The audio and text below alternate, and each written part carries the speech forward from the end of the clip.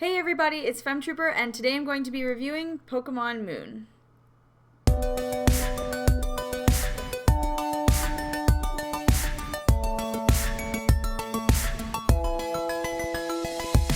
So normally when I review Pokemon games, I generally complain constantly because I love the series, I grew up with it, so it's nostalgic, and I think they're relatively good games as far as RPGs go, but because nothing has changed in the series, I've just constantly been nitpicking at them and I tend to hate them a lot. But this is different. Pokemon Moon has actually changed a lot. They've changed not only the concept and sort of story of the game, but the graphics are better.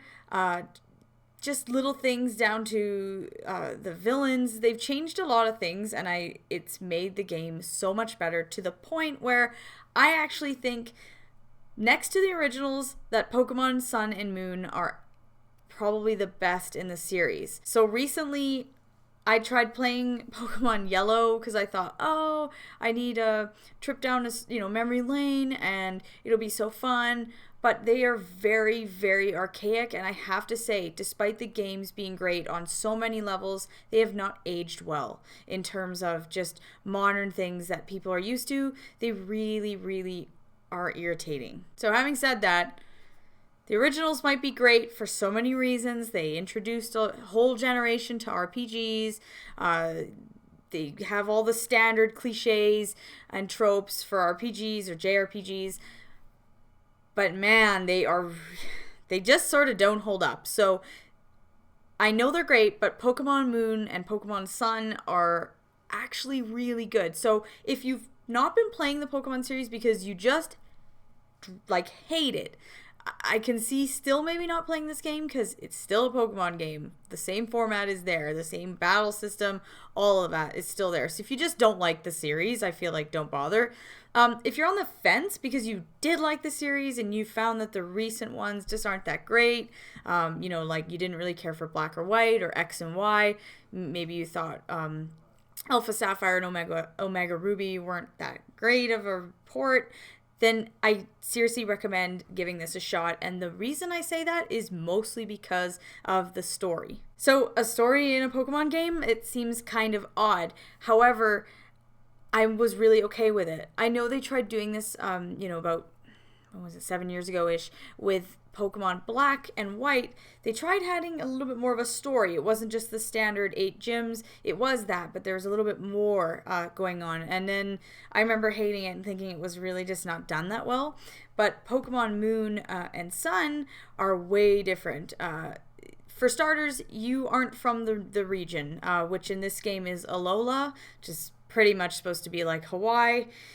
So you're from Kanto, which is the region from the original series, which I think is cool, and I know that they're trying to do that because I guarantee that this game specifically sold a ton because of Pokemon Go being popular this year. Pokemon's kind of made a comeback, and they did that on purpose, obviously, to get people to be like, yay, I can relate to that. So you're a person from Kanto, you're new, your mom just moved, you and your mom just moved to Alola, and so, everything is new to you. So instead of beating gym leaders and going to 8 gyms and then going to the Elite Four, this time you do trials, and there's different formats.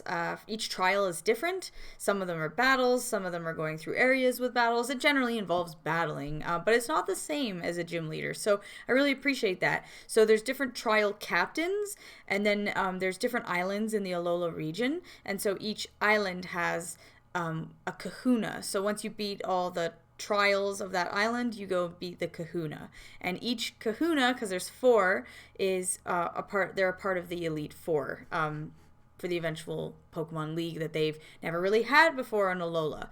So it's different, and everything just tends to be a bit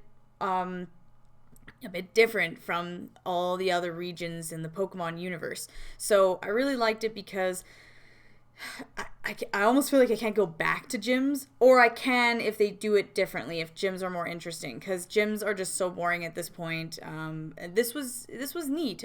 Sometimes the trial would be going through a different area and having to beat different Pokemon in the area, but you're actually in somewhere interesting versus gyms. You just go in the gym, you beat some of the people there, and then you go to the gym leader. There's nothing that exciting or new, so I was really happy to see that they put these trials in, because as much as they're kind of the same, it's not. It's actually a little bit different, and you never really quite know what to expect for a trial. They're always different from each other, not unlike gyms, which are pretty much the exact same thing, but the gym leader will just have a different specialty. But this time, they have different specialties as trial captains, but every trial in itself is different, and it's just interesting. Some trials you have to go find things, and on your way when you're finding things, you'll have to battle wild Pokemon, but it's still just different. And I thought, okay, this is a nice change from doing the dumb gym thing, because I'm just really over it at this point. Now, Pokemon isn't known for having a story. Again, it's just the gyms, and then you go to the Pokemon League and you're done with it.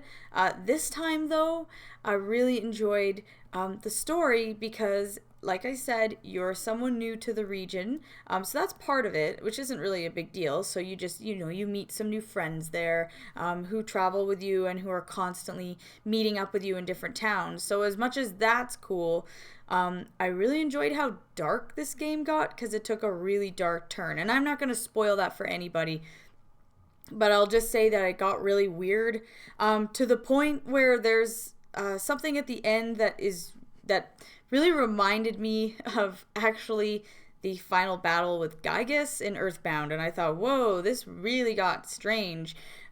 Just very weird. So if that's not compelling enough, the villains in this game, there's a few, but the main bad guys, like there are in every single one of the Pokemon games, it's either Team something. Well, this time it's Team Skull, and Team Skull is amazing, because they're just a parody on sort of just like, I don't know, shady like drug dealer kids, and it was honestly amazing. I don't know, it's purposely silly, so if you're reading it thinking, wow, this is dumb, it's on purpose. Like, they make the dialogue that these guys have between each other and they have towards your character is really silly. They're, I don't know a specific line, but it's really funny. Just imagine if you were having to talk with like Jesse Pinkman from Breaking Bad all the time.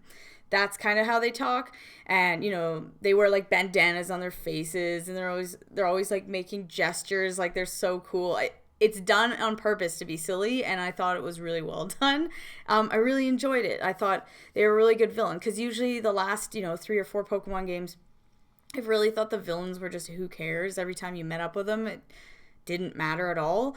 Now I really enjoyed them. It was actually fun. Every time Team Skull came on the screen, I was really excited. And I have to say that the Team Skull theme is amazing. I don't know, but I just love it. All of the themes involved with Team Skull are great, and all of the themes involved with the Aether Foundation are really good, which is another aspect to this game and a part of the story.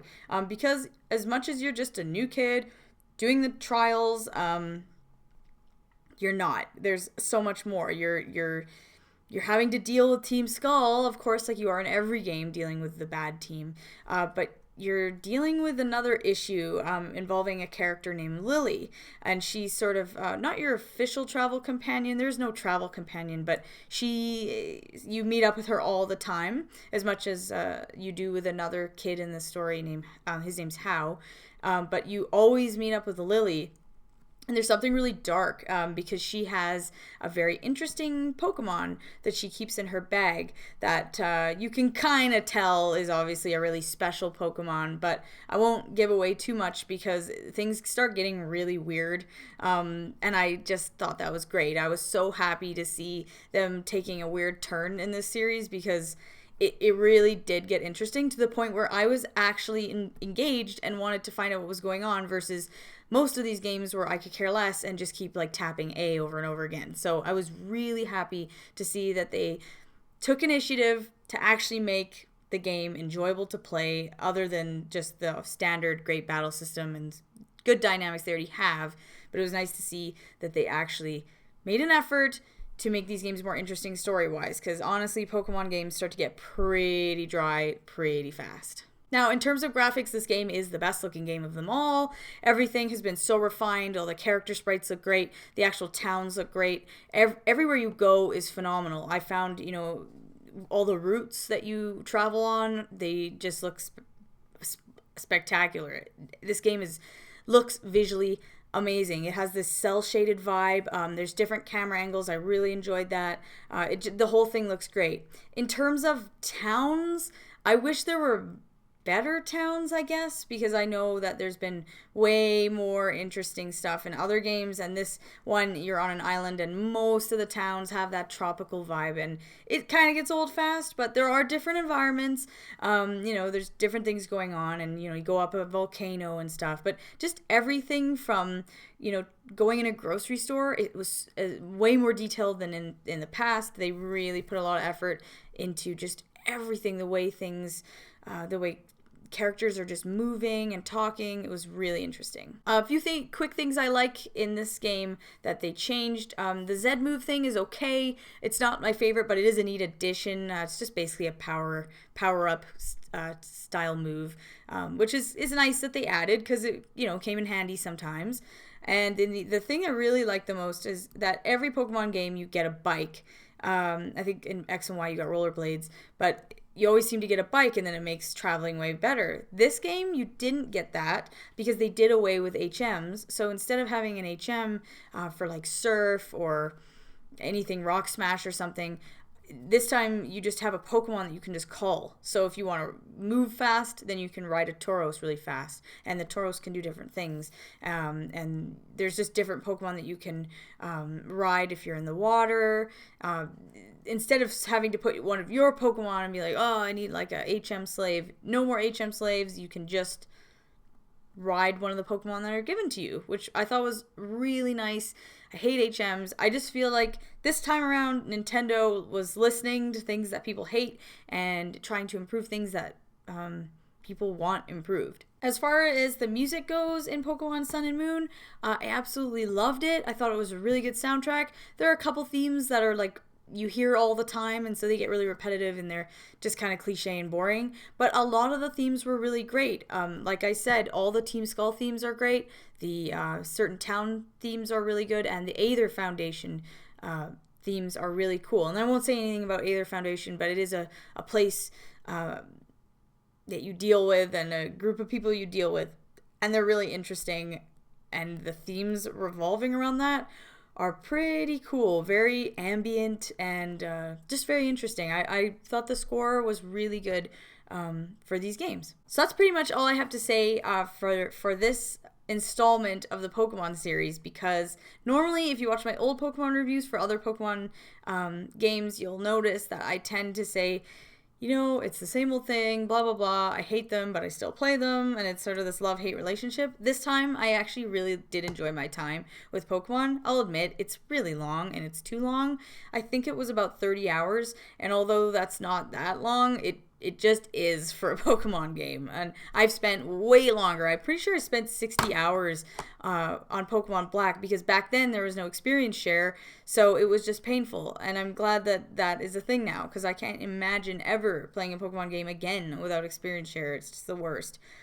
This particular installment, Sun and Moon, excellent. If you're on the fence, or you play a Pokemon game every 3 generations, definitely pick this one up. It's worth it. I really liked it.